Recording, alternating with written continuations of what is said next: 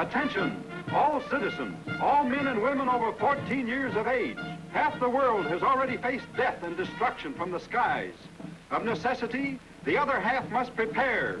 Learn how to protect your homes and families. Volunteer today for civilian defense. You'll find local headquarters in every election precinct. Report today. First drills start tomorrow.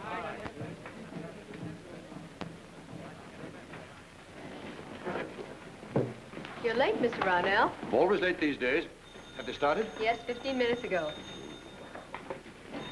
These pictures, taken on 16mm film, have just arrived from the laboratory.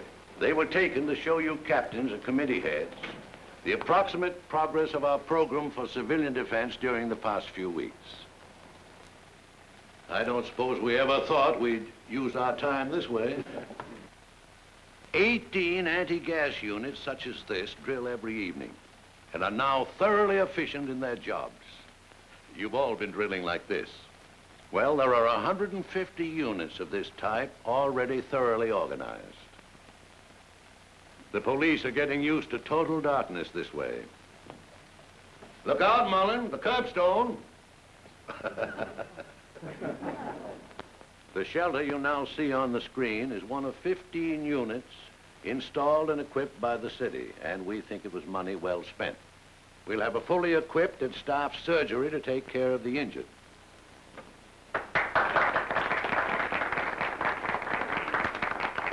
I think that now, having seen the result of our work for the past 6 weeks, you district captains will have a better understanding of our efforts to coordinate all branches of the work. And now I want you to meet a man who's been acting as my assistant and technical advisor.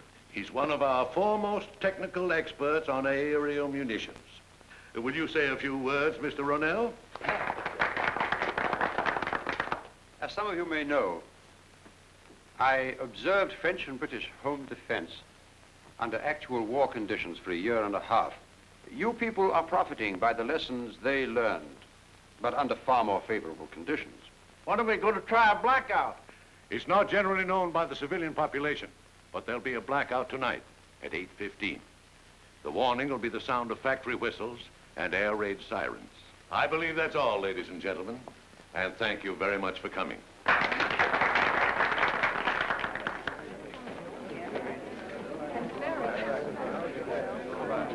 Your office called you, sir, to remind you that you're due in court this morning. Oh, yes, I'm overdue.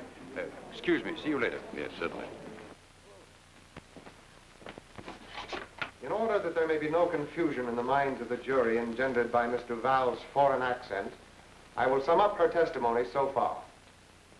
On the night of the murder, she was performing as usual in the Cascades nightclub. You may continue, Mr. Prosecutor. Go ahead, please, Mr. Duval. You say the defendant entered the room and immediately started quarreling with the deceased. What was the nature of the quarrel? 'Twas about me. He was jealous. When you say he, just who do you mean? That gentleman.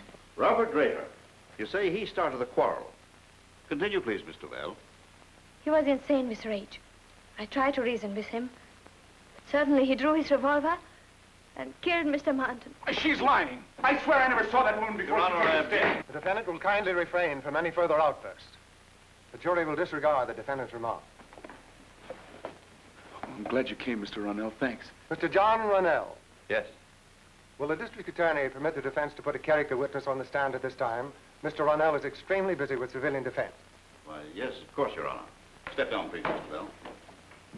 I tell you, she's being paid by someone to frame me. She's been well coached. Her story will be hard to shake. All right, Mr. Henderson, your witness. You're Mr. John Ronell. Yes.